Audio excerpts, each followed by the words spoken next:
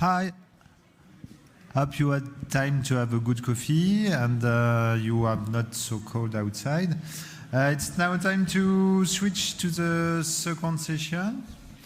And we will talk about robotics interactions. And for the keynote, we welcome Alexandre Clement from Dassault System, who's going to talk about an overview of digital twin and maybe a kind of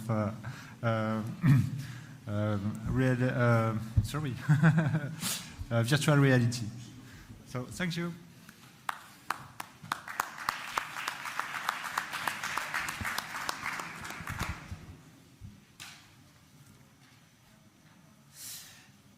Hi everyone, thank you.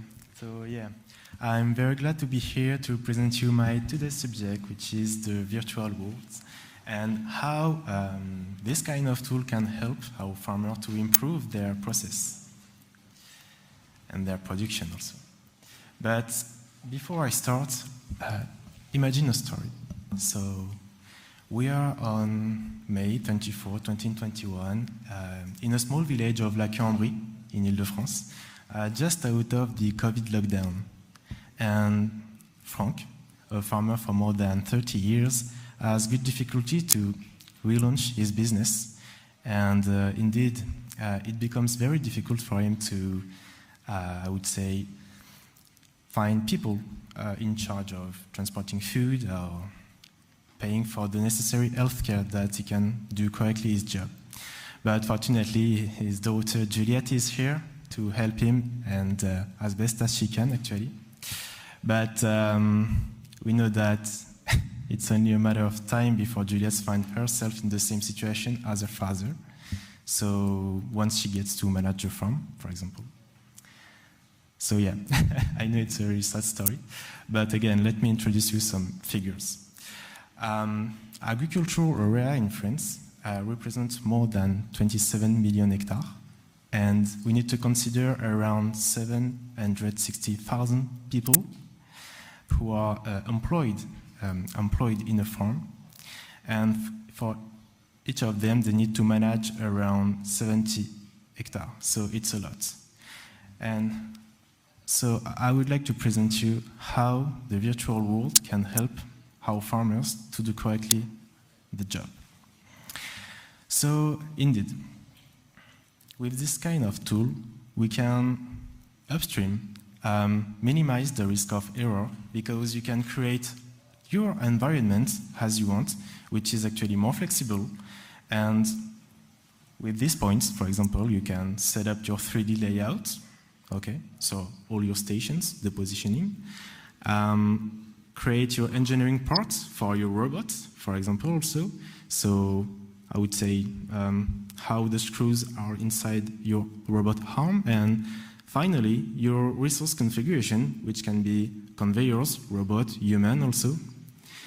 So we create this virtual world to manage your simulation, and for example, create a dashboard to have a dashboard overview of your scenario process. And, for example, see your current mission of your robot in the field, the upstream activity, and the battery status, for example, also for your robot. So with this kind of tool, you can very improve your production before launch the real production inside the field. Okay. Can you start the video, please? Here, an example of what we can make with our platform, which is actually the 3D experience. But so you can see that this is the engineering parts. So, for example, here it's a robot arm inside a layout factory, a mold tire factory. And we create this arm as a resource that we can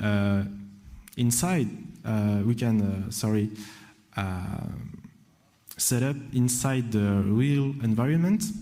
So here we position your station, and as I said, it can be very flexible. So you can inside a station remove or add some resources.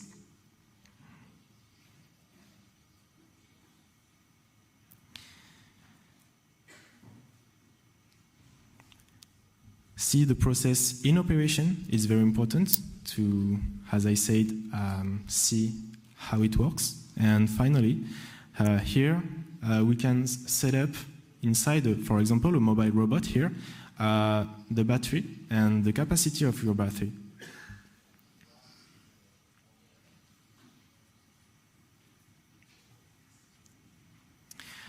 After that, you can see all the indicators of each of your resources. So again, the time, the triggers, the battery status, etc. And you can generate a report of your process, very detailed.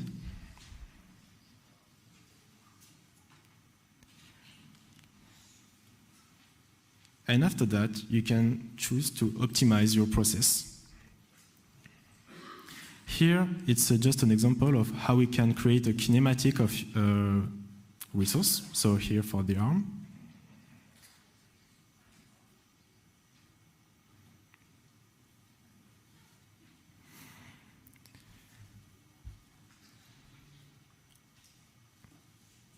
So here's just an example of pick and drop situation. An important point is the safety, okay, because we are talking about robots, and we can set up some sensors that can be, so the sensor zone can detect if, for example, here a human is inside the zone, the robot will stop its process.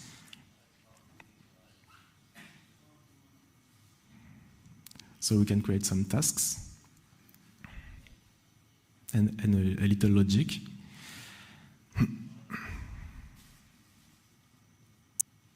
Finally, you can address a lot of tasks of your robot. So here it's inside the surface treatment zone, where the robots give some additive and treatment of on the tire. Okay. It's an example, but know that we can address it on all the field that we want. But we can go even further inside the immersion of your process with the VR, virtual reality. So you can indeed be a part of your simulation with this kind of tool. And you can have an experience, both auditive and visual. And let's talk now about the agriculture case. So agriculture is company, robot supplier and also equipment supplier for the agricultural field. And they decided with all this tool to create a VR experience because they understand that this kind of tool can speed all the process and improve the optimization of the whole scenario. Can you run the video, please? Thank you. So here, we are inside the virtual world, and it's actually an agricultural robot. We can see that we can interact with it. We have some information, indicators of each of items they are inside the robots. And we can launch the simulation to see actually the robot in operation.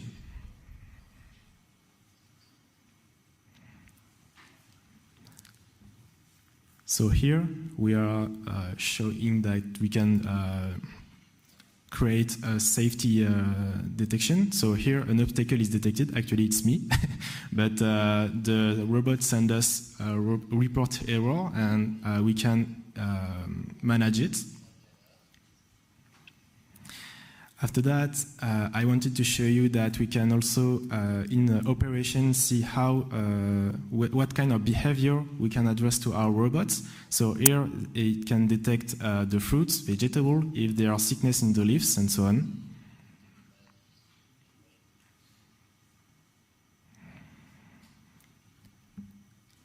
And with a kind of step back of the robot in operation, we can see here in the monitoring room what the robot detects and interact with each of these items.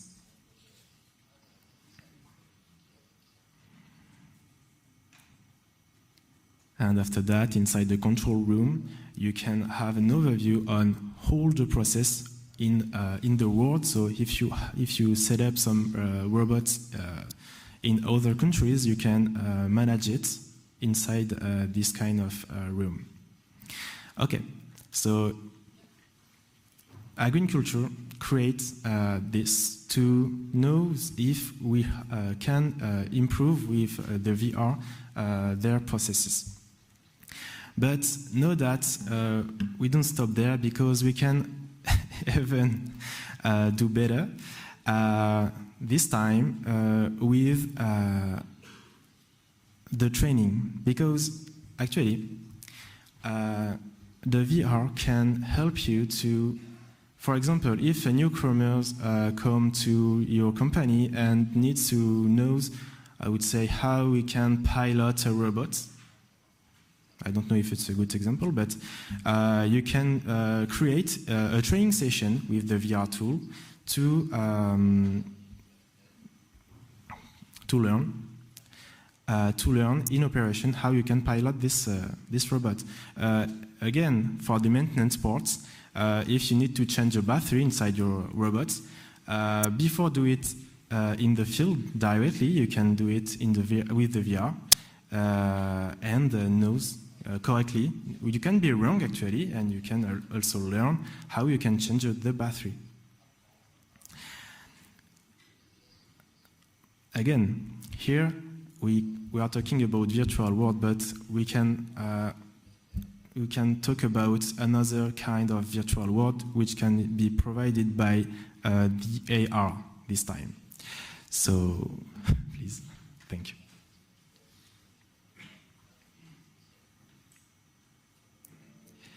Meet Adam. Adam is a maintenance technician. He is going to repair an elevator. To be efficient, Adam relies on his tools and his knowledge.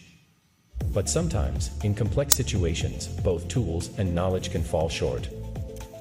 For instance, Adam can have no knowledge of a particular part. When that happens, what can Adam do? He can study applicable documentation, if available. Or, he can call and ask for help from his colleagues, if reachable. Adam now faces a serious loss of time. Instead, Adam may have a mobile device at hand, and that device may be equipped with just the right technology. Adam could point the device's camera to the elevator, and the technology would indicate him the exact spot where the unknown part is located. This is called augmented reality. Magic, isn't it? Well, no, it's not magic.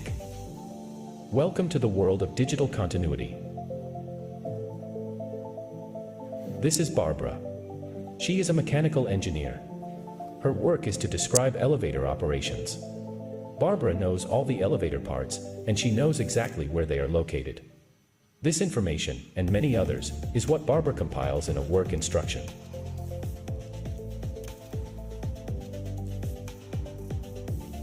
Also, meet Chloe, Adam's supervisor.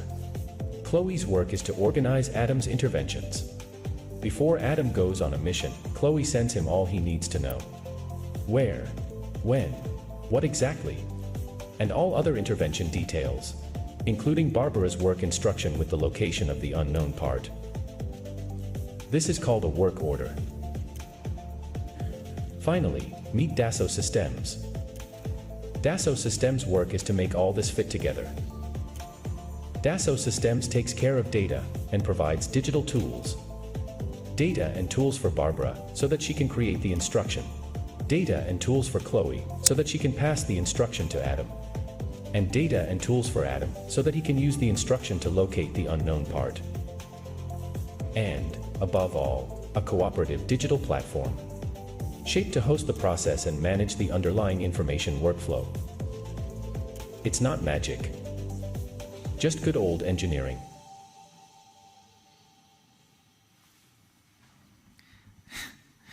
Okay, so beyond the marketing content, I would say, know that it's very important to know that actually it's, the virtual world can address all the fields. We are not very limited by it. So for the agricultural fields, it's possible. And we prove that with agriculture, with a tool, the VR. Okay, so thank you, and I hope that you're beginning to grab the infinite possibilities and the potential of the virtual world. Thank you.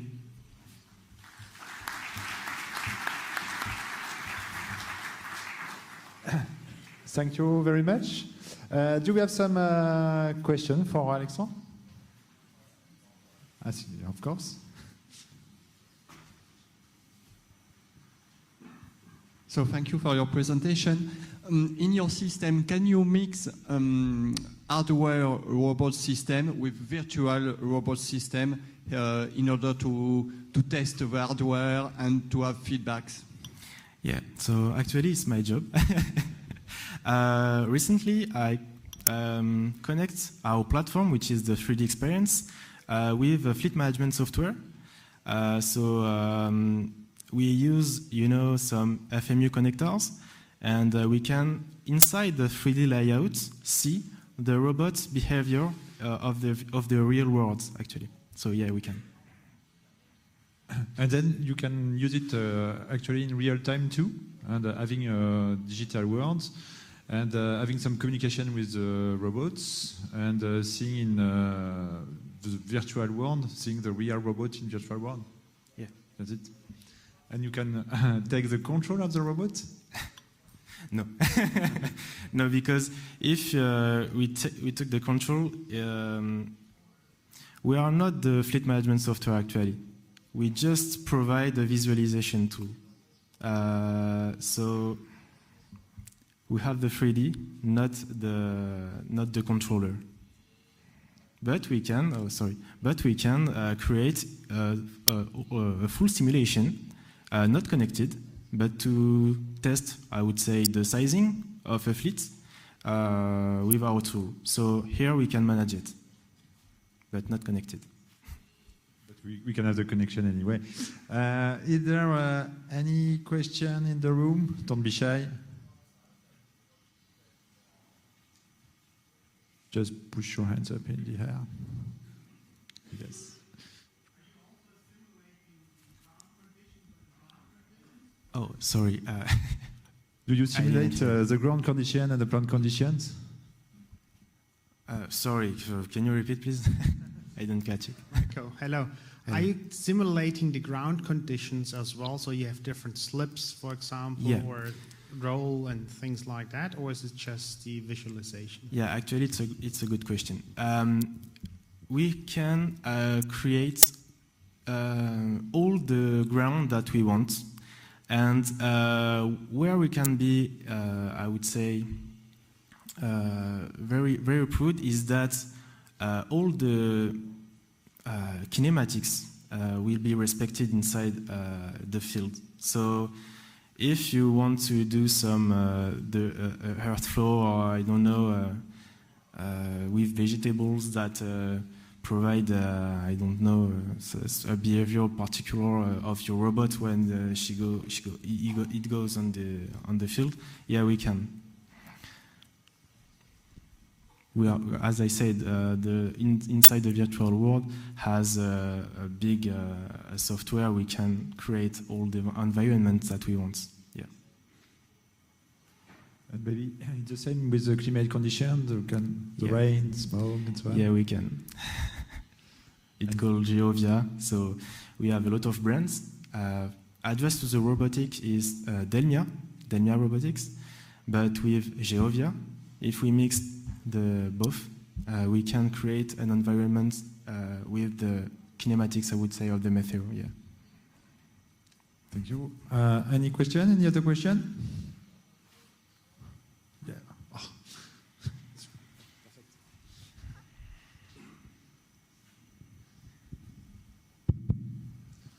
So you said this was only a visualization software allowing to simulate or or to just view the robot in condition. But often in agriculture, the robot is processing a lot of natural information like images and so. How can you produce that data for the program to simulate correctly? Because without the input data, the program won't run. So it's only a visualization tool when you want to connect our software with a fleet management software, for example. But if we create a full simulation, we can add, I would say, a camera inside the robot and create our own, I would say, image treatments. But that's not connected with an external software when we create this kind of scenario. Yeah.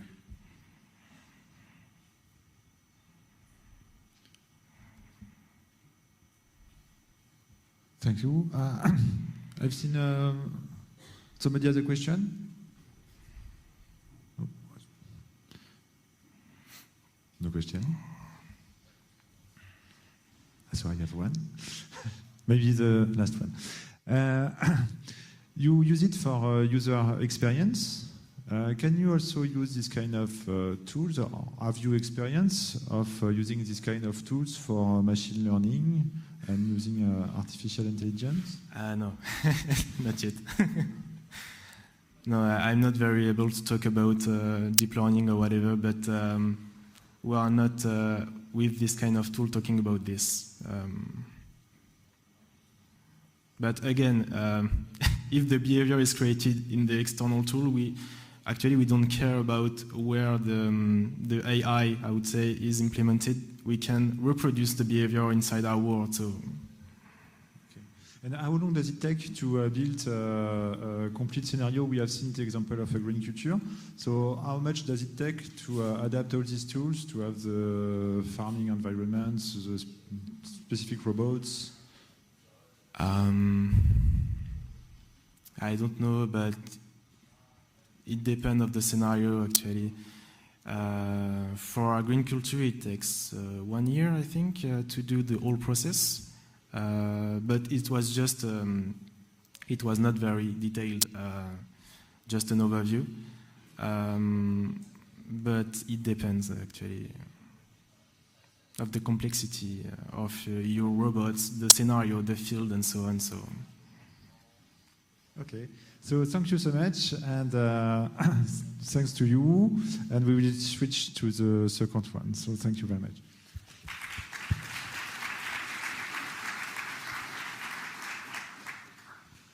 So the second talk will be given by Viviane CADENAT from the LAAS, and yes, if you jump, you have the remote controller. So you change slide, and you have the pointer. Okay. Thank you. Welcome. And you will talk about the ARPON project, an autonomous platform for arcade navigation. Okay, thank you very much, Roland. A little far. So, my name is Viviane CADENAT. I'm Associate Professor at Paul Sabatier University here in Toulouse. I'm also working in LAAS CNRS as a researcher. So today I will present you the ARPON project. ARPON means Autonomous Robotic Platform for Orchard Navigation. This is a 3-year international project between France and Brazil. So in fact, it involves 2 partners, LAAS CNRS, of course, and UFP. UFP is the Federal University of the Pernambuco state. It is located in Recife in Brazil. So this project has been funded by the research agencies for France, ANR, and FACEP for Brazil. It has started on March 2021, so we have worked till now for 2 years, about 2 years. And as you may have understood, we are dealing with the autonomous navigation through orchards. So maybe one question may arise. It is, why should we consider this particular problem? Autonomous navigation can be seen as a key step towards the automatization of maintenance tasks that you may have to do in orchards with the idea of helping the development of a sustainable precision agriculture. So more precisely, maybe which kind of task can we consider? If you want, for example, to convey heavy payload from one point to another one of the orchard, or maybe simply transport fruits to help workers, then you need to provide the robot some autonomous navigation skills. If you want to perform more complex tasks, such as I don't know, pruning the trees or harvesting fruits, then you need also the mobile base to be able to move autonomously, and in addition in such a way that the task you want to perform, pruning the trees, can be done. So autonomous navigation is an important skill to provide to the robot even in orchards. In a more scientific point of view, of course, this project has two objectives.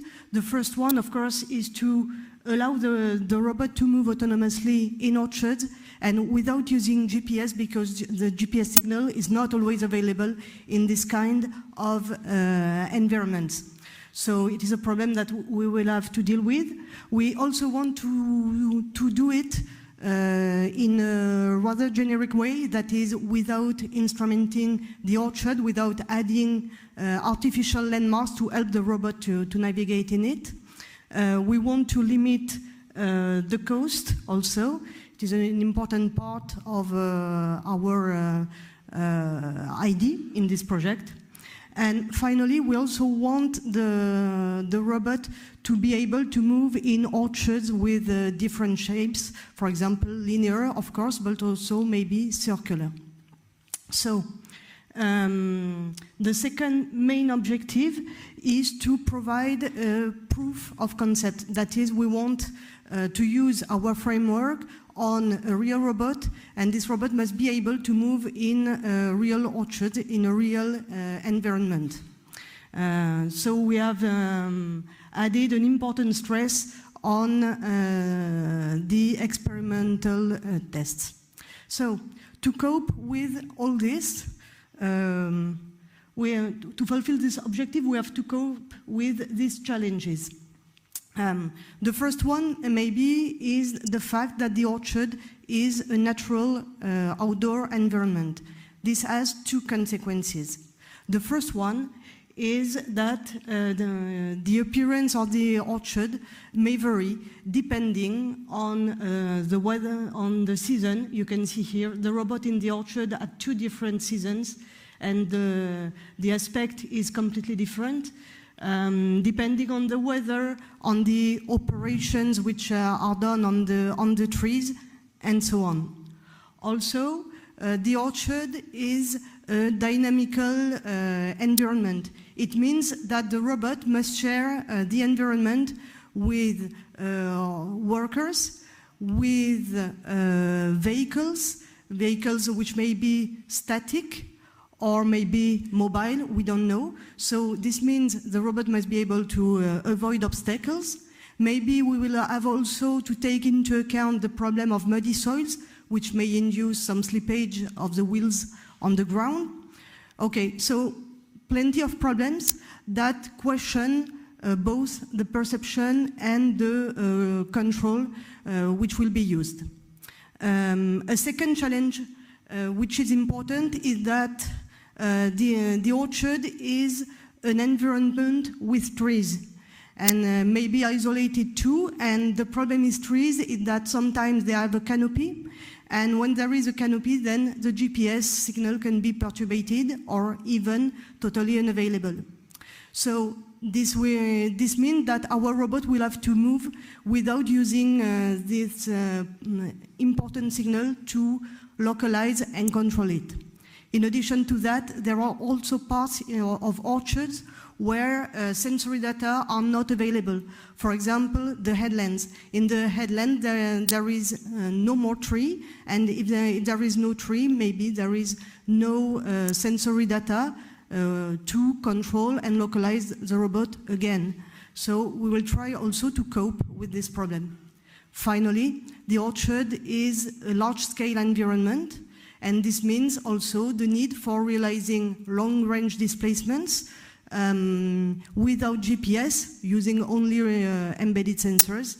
And maybe for realizing the task, it will be necessary to localize precisely or at least roughly the robot, and we will need a map. So which kind of map? This map will have to be adapted to the highly dynamic and the highly variable environment. So, we move on to the chosen navigation strategy. Maybe the first important aspect of our strategy, of the chosen strategy, is that it will rely on embedded sensors only to avoid the use of GPS. So we have designed a perception system based on several sensors, which will be positioned all around the robot, in fact, to enlarge the sensing field of view. In this way, we hope avoiding the problem of losing data in the headland. We have also designed some specific perception algorithm to detect the trees and to allow navigation. From the control point of view, we have chosen to design reactive control laws. This means two things. First, this control law will be able to deal with unexpected events. For example, obstacle avoidance, for example, vibrations, things like this. In a second step, these control laws will use only the data provided by the embedded sensors, and as we will use vision, we will consider a multi-camera vision-based control. Finally, to map the environment, we have also chosen to rely on topological maps because they are less sensitive to environmental variations than metric maps, and maybe they will be more easily to update. So, in a nutshell, if we want to summarize the chosen navigation strategy, it is here on the last two lines of the slide, a GPS-free navigation framework relying on a vision-based multi-camera control law coupled with topological map. In this presentation, I will only focus on the two first aspects because the last one is still under progress. So, before going ahead, I first review some of the technical choices which have been done for our system. What we need at first a robot able to move through agricultural terrains.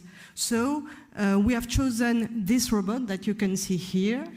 And this robot is an Agilex Hunter 2.0 robot, and we have chosen it for several reasons. One of them is its interesting mechanical structure, as it is a car-like robot because it eases the maneuvers in the headland.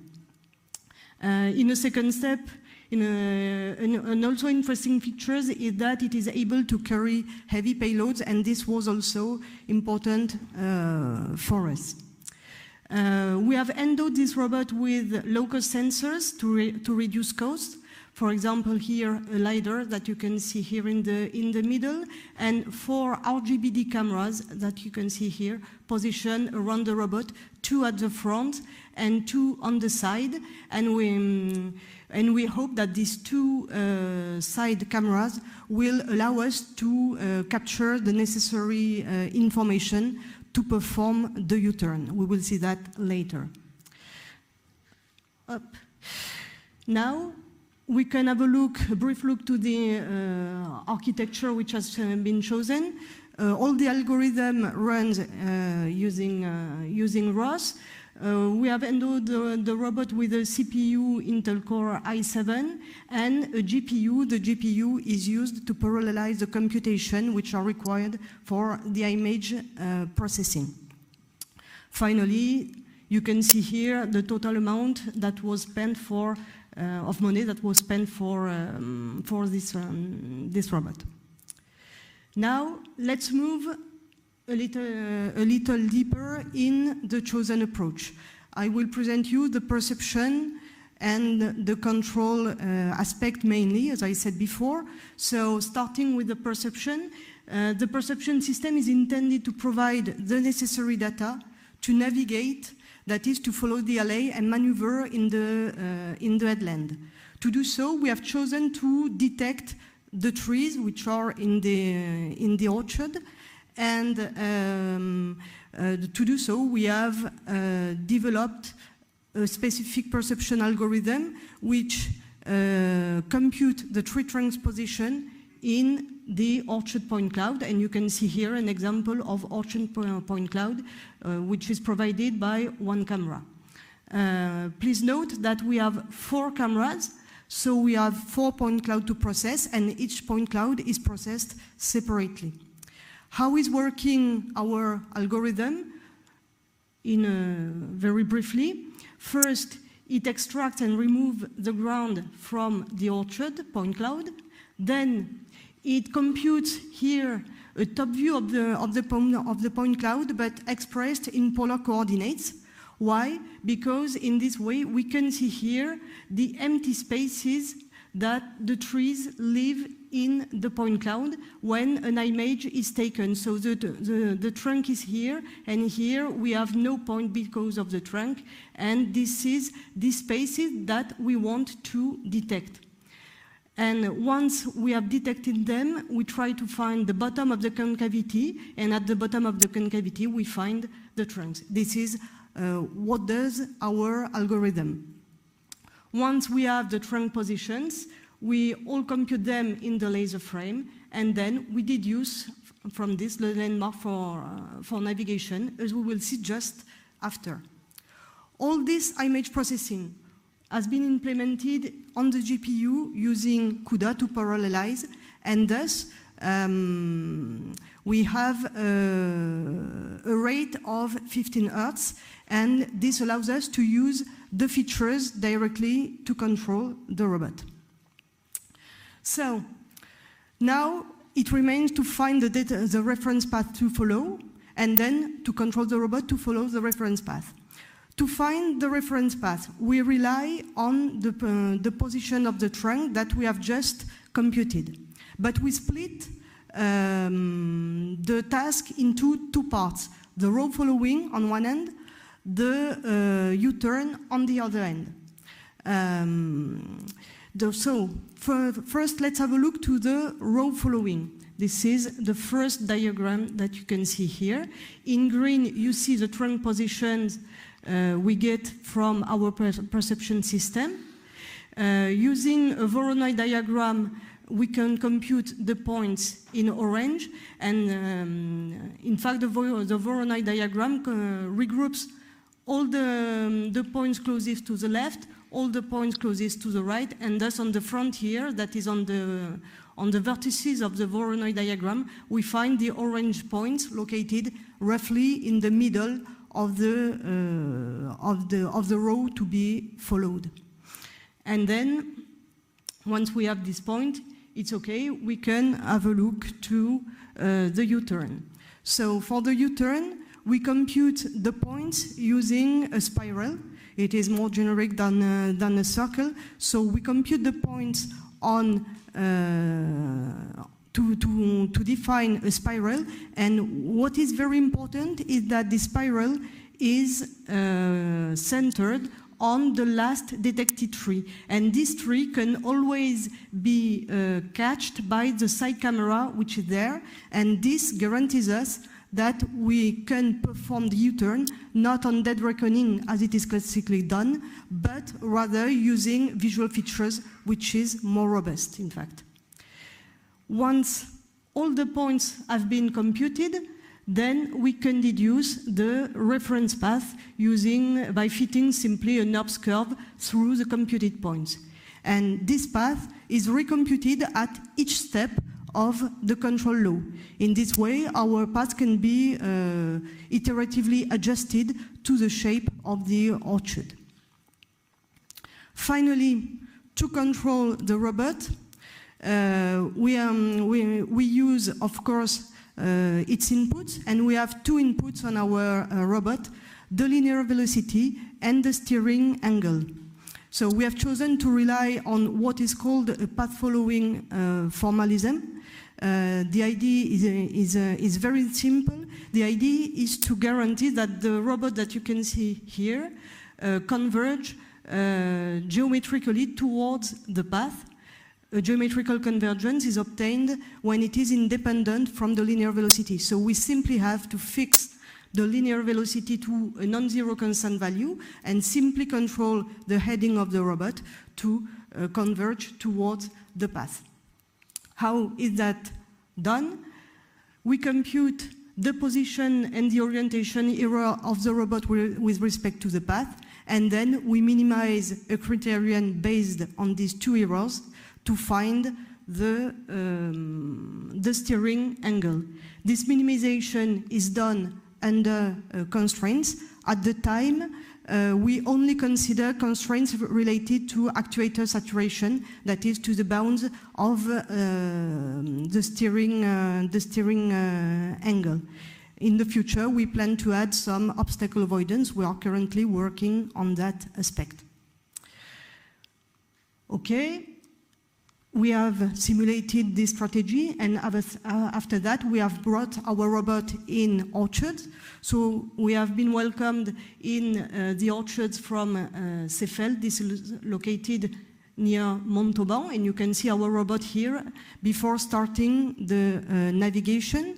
We have navigated in an apple orchard with a linear velocity of 0.5 meters per second, and you can see on the last line the control law sampling period for those who are interested. So maybe you can launch the video if you can. So please have some patience. It's coming. Maybe. Yes. Perfect. Thank you very much. So here you can see the trees which are detected thanks to our perception system. You can see in orange the points which are computed thanks to the Voronoi diagram. And in blue, the reference path which is obtained. And here you see our robot which is following the blue line roughly in the middle of the row. These are the first experimental results we have obtained. And here I have accelerated the video. You can see that there are some oscillations due to some problems in perception, but roughly the robot stays in the middle of the row. Here at the end of the row, it detects that we reach the end of the row, and we are going to perform the U-turn around this stick, which is detected in fact as the last point. And thanks to the camera here on the side, we can control the robot using this information. Once we detect that we are in the row again, we start computing our reference path using the Voronoi diagram, and the robot performs the task. So what we have done, we have navigated through two successive rows using only vision information without never using GPS. We have then a first proof of concept of our approach, and I can say we are very happy about that. To conclude briefly, what has been done? What has been done, a GPS-free navigation approach allowing to move through orchards. It relies on several cameras even to perform the U-turn, so this is more reliable.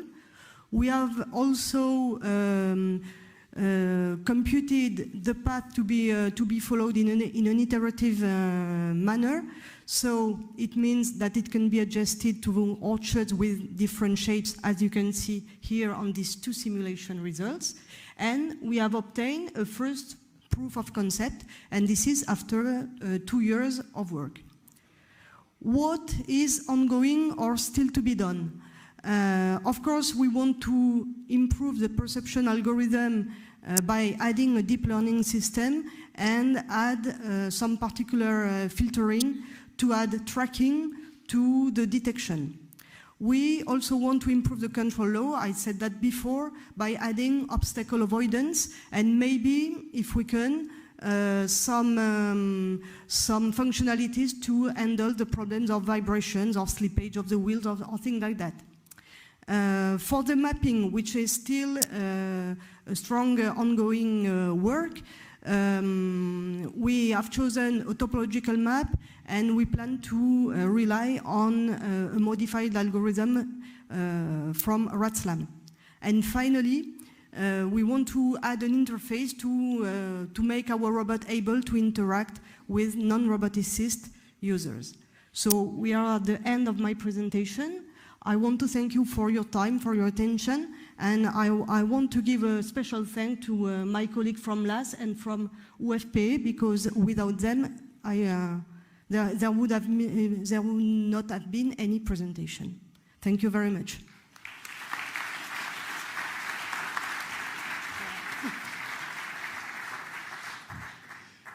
Thank you very much. We have time for 1 or 2 questions. Is there any question in the audience? Yes. Thank you very much for your presentation. I have one quick question about the videos. So it seems that from one iteration to the other, you forget all the knowledge you've learned from the vision. Like you don't keep the tree or the position of the tree from one iteration to the other, no? So for the video, we have some oscillations. Is that your question? This is due partly to the detection system, I think, because sometimes when we detect the trees, we have also some problem with branches and things like that, and this perturbates, I think, the algorithm. Okay. This is why we want to improve the perception algorithm by adding deep learning and also some tracking, because if we track in addition to the simple detection, it should reduce this kind of behavior. Okay, thank you. There is another question. Yeah. I would have 2 questions. The first one is about your strategy to detect the stick at the last point of the orchards in order to perform the U-turn. And do you use the same strategy as to detect the trees? And the second question is about the maps. How did you choose, what's the pros and cons to choose the topo and matrix maps, and what's the criterions to choose one or the other? Okay. Thank you. Okay, thank you. So first, for your first question, or maybe your second question, I will start by the second question because I have already forgotten your first question. But for your second question, in fact, I've been working in the autonomous navigation topic for a long time before using it for orchard. And in fact, the idea is that when you have to deal with environments which are highly dynamical, it is generally more simple to rely on topological maps, because topological maps you can put in the nodes whatever kind of data you want, and you may maybe avoid metric data, because if you use metric data when the environment is evolving, it's more difficult to update. So this was the idea, and maybe also If you go back to the beginning of this century, in fact, there were works about what was called the visual memory. And the idea of visual memory was to describe the path to follow using a sequence of images rather than in a metrical manner. And this was a bit at the root of this idea of coupling topological maps with vision-based control. And maybe if you can give me again your first question.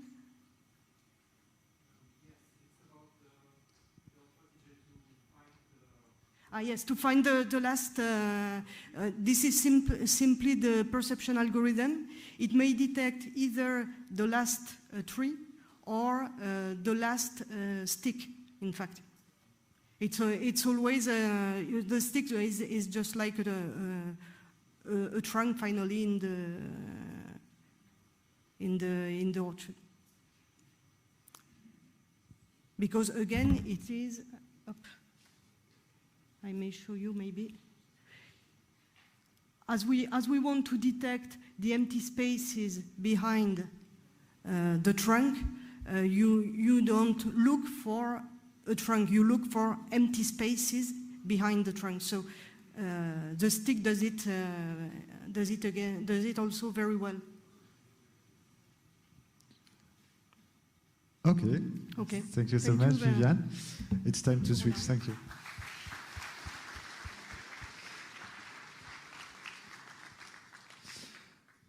And now we welcome Jorand Gallou from Roma University. So please take place. And we're going to talk about human activity recognition dedicated to human-robot interaction in harvesting in the framework of European project Canopies. Exactly. Thank you very much.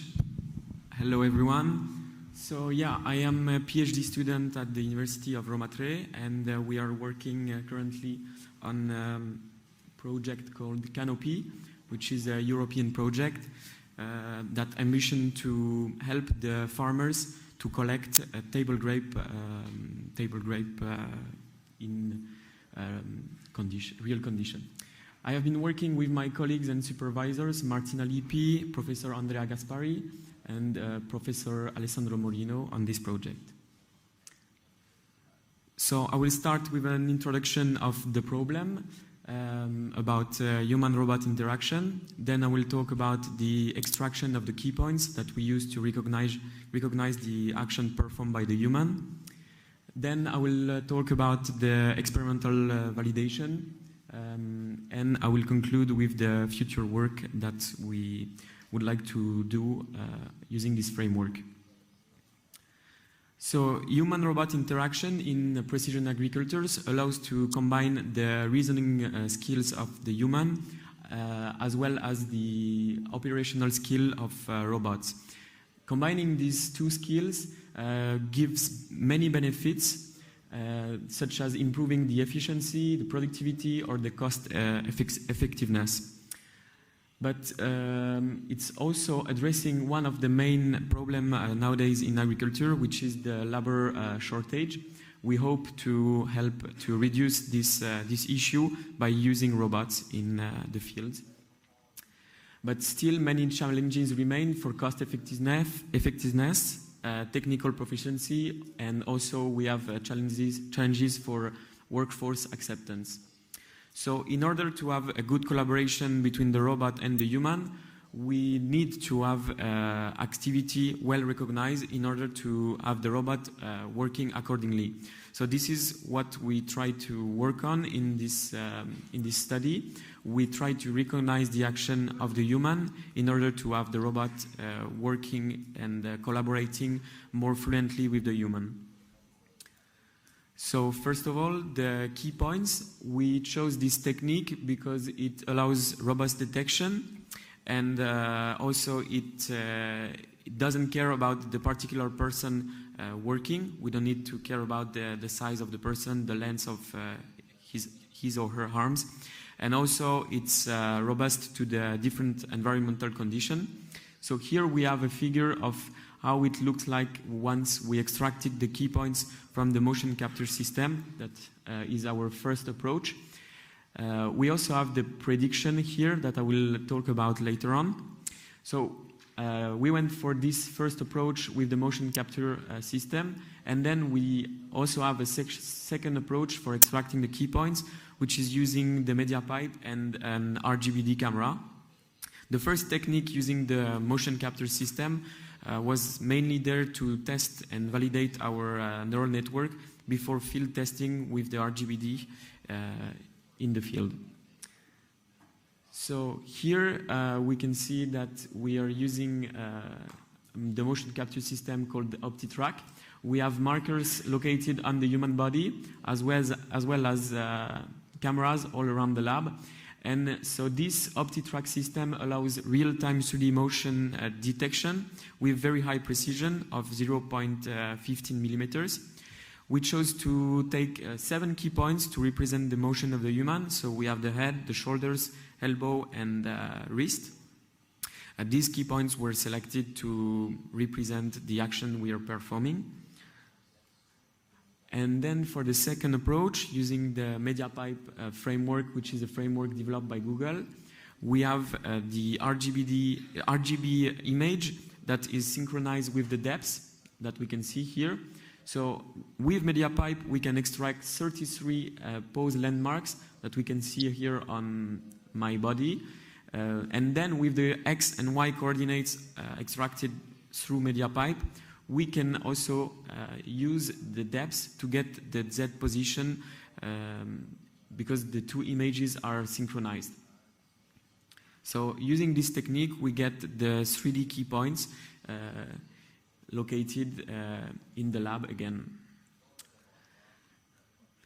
So for the action recognition, we selected 5 classes to represent a scenario of table grape harvesting.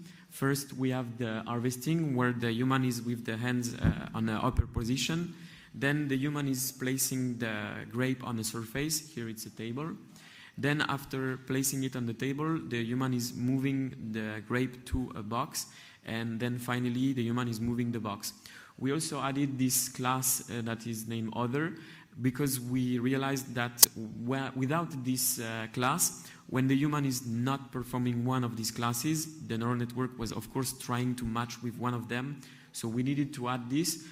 So it's including different type of action, such as putting my glasses in place, being on my phone, talking with someone, just sitting. So this class is there just to improve the robustness of the neural network. For the action recognition, we use the long short-term memory architecture, which is widely used for sequence recognition. The input of the LSTM neural network is the sequence of the 3D coordinates coming either from the motion capture system or the RGBD camera.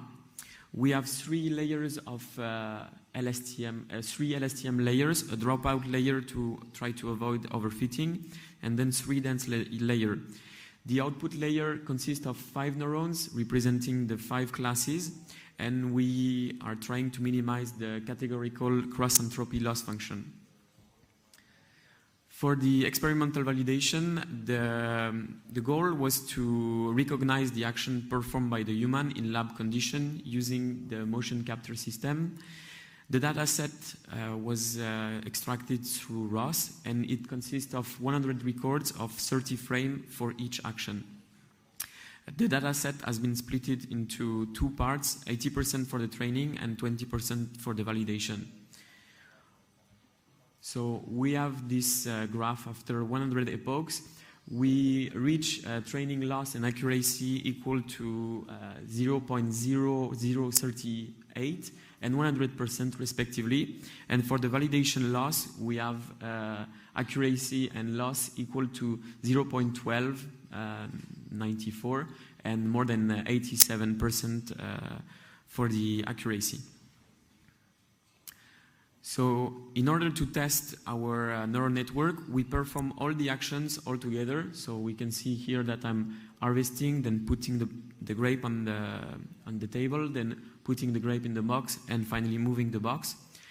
So we realized that, of course, there is a little delay in predicting the action. The neural network cannot predict from the first frame. So we tried to measure how many frames were required to recognize the action performed. The neural network is still predicting, since it's recognizing the action performed before it's finished. So it leads to this table where we can see for each class how many % of the total sequence is required to recognize the action performed. We can see that, for example, for grape in the box, we need only 9% of the action. So after 0.1, a little bit more than 0.1 second, the neural network is already able to say, okay, you are putting the grape in the box. For harvesting, it takes, for example, a little bit more time. We need 58% of the entire sequence before recognizing the action. But we still have around 42% of the sequence ahead, so it's still predicting before the action is finished. So for the future work, we would like to collect a bigger data set and use the RGBD camera to conduct validation in the field. The RGBD camera has many advantages. Since it's very portable, we can use it outside, but it's also very dependent of the light condition. So we will have to deal with that. We would like also to use this framework to include it into a task reallocation framework for collaborative setting. Here we have 2 robot arms and the human placing grape in a box. So the idea is to use this module to recognize when the human is taking the grape, for example. If it's taking the grape that was allocated to the robot, then we should be able to predict this and to reallocate accordingly so that the collaboration is more fluent. So thank you very much for your attention. If you have any questions, I will be pleased to answer them.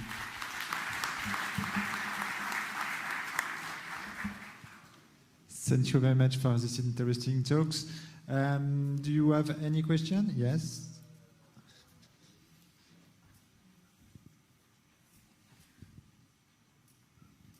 Thank you for your talk. Wondering on your table 1 that you just saw in the predictions, with what confidence do you get the given activity? You mean the accuracy for recognizing the action, or the? Yeah. So I mean, the prediction says now it's harvesting. I mean, is that 95% probable, or is, you know? So this is more or less the result we have here. So I did this for 20 times for 20 frames, and in every case it was recognizing. So we can, according to the training, we could say that it's around a 97% accuracy. So here on 25 times conducting this experience, I always had the right prediction. It was just a matter of how many % of the action I needed to recognize and classify what was done by the human. Okay. Just to make sure I understand, were there different subjects, different people involved in this test, or everything was just you as we? It was just me, but I would like to involve my colleagues for the future steps to try how robust the framework is. But there shouldn't be any problem since we are using key points. But it will be for sure a next step to try with all my colleagues in the lab. Thanks.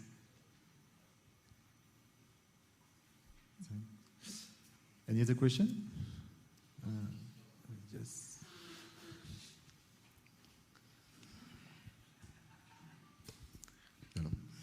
So I was curious, what do you think will happen when you start to collect data in the field environment where you have occlusions from potentially the vine and things like that? Is that something you considered? Yeah, I'm expecting to have troubles, especially with the light. I already conducted experience using the RGBD camera in the lab, and it was leading to some key points that were not detected, or sometimes just the media pipe that was, let's say, collapsing. It was detecting nothing. So to train the data, it was a big problem. I was trying to train the neural network with maybe, I don't know, 10 or 20% of the data that were completely wrong. So I expect also, apart from the training, I expect to have this same problem for the field testing. So yeah, this is something to solve, to get a robust detection using the RGBD camera. Yeah.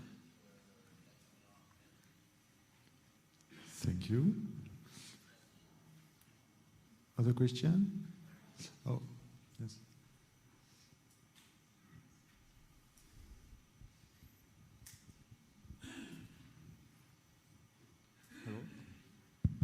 Hello, can you hear me? Yeah. Thank you for your presentation. And maybe I missed it in the very beginning, but how do you plan to scan the motion of the human worker while you are in the field? How I plan to scan so we are using MediaPipe to detect all the key points, and then we will have to, of course, adapt the data set according to what the worker is doing. For now, we just went with this scenario of table grape harvesting, and we identify 5 classes. If we want to go for something more complex or that is not involving someone harvesting grape, we will have to change the data set and change the classes so that we can detect what is actually doing the human. But it's a work focused much more on what are the classes that we would like to recognize, what are the actions that we would like to recognize. Okay, but it implies that workers will wear specific gloves and specific clothes? No, this is what we try to... Well, for now, using the OptiTrack, yes, of course, they need to wear the motion capture suit. But the idea is to get, at least wearable sensors or just the camera. We could also imagine, this was one of the ideas, is to use IMU to track the motion of the human. For now, we would like to stick with the RGBD camera, since it's the easiest thing to use in the field, and it's not invasive at all for the worker. But one solution to improve the problem that I was talking about with the detection using MediaPipe could be to use additional wearable sensors, such as IMU. Yeah.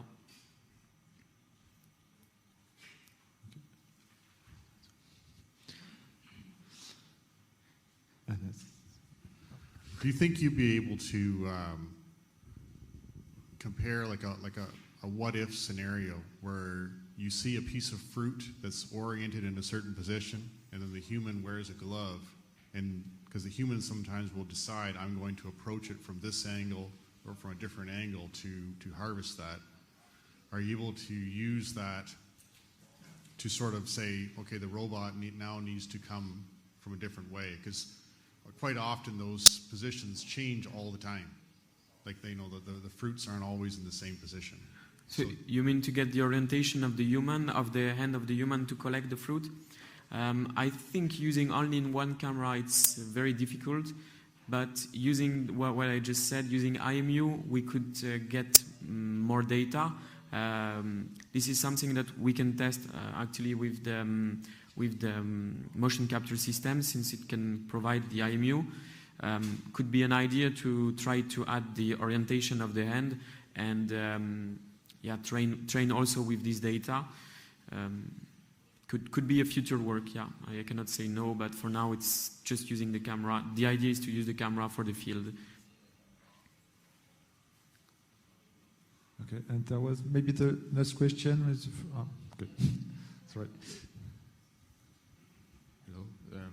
Thank you for the presentation. Can you tell us how robust it is to occlusion?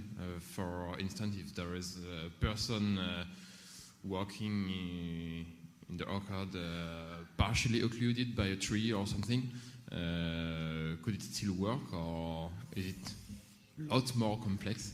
It's not robust to occlusion, but you can have some little occlusion, let's say. Maybe we can see here. Okay, here we have the table that is leading to some occlusion, and we can still detect my feet. But you can see that here, it's not detected. So once you have occlusion, since we are working with one camera, it's just a camera. It cannot understand what is behind the person. So yeah, it's not robust to occlusion. If we try to think adding like multiple cameras, then it will be more robust to occlusion. But using only one, yeah, it's not robust, not so much. Just one table or one branch could be enough to stop it. Also, often when doing some action, different people would have different way to achieve the same action, like placing something in a box. Some will just stand it or throw it or take the box and put the thing in. Would it be robust to this? Then it's up to us to try to give data that are general enough, trying to give for the training to give different kind of putting the grape in the box, like someone that is literally throwing it or someone that is taking his time to place it. Also, it's not the same time for each human to place the grape in the box. So yeah, we have a lot to improve on that to get classes that are detected no matter how we are doing them. And this can be done in the training phase where we are recording different type of scene. I try to give a different type of scene where I am going fast, slow, going on the right, on the left with the one hand, the other. So you can, this is why we use the LSTM neural network. You can train them to recognize these actions no matter who is doing it, how fast he is doing it, and how he is doing it. Yeah, you can do it. Thank you very much. Okay, thank you very much. The time is running out. Thank you. Thank you so much. So, as you have seen in the morning, we have some uncertainty with the projector. Sometimes we have also uncertainty with the speaker. So I know that, unfortunately, the last speaker, Ard Nieuwenhuizen, was not able to come and join us. But what I don't know is if there's somebody from the Wageningen University who is able to give the last talk.